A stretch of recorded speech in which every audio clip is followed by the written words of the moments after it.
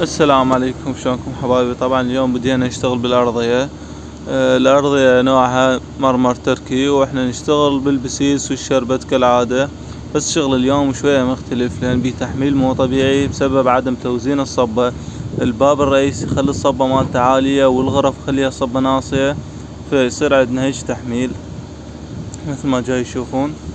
وهنا أبو البيت فضل علينا وجابنا مبردة لأن جو حار كلش، الدنيا تصمت بالعراق كما تعرفون.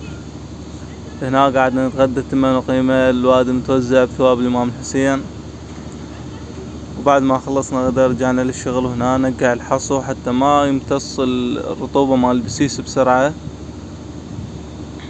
مثل ما جاي يشوفون. وهنا وصلنا لنهاية الشغل وبدينا ننظف، وطلع الشغل حلو ولمعة المرمر ذينت. اتمنى الشغل يعجبكم، تحطون لايك حتى نستمر بالتنزيل كل يوم.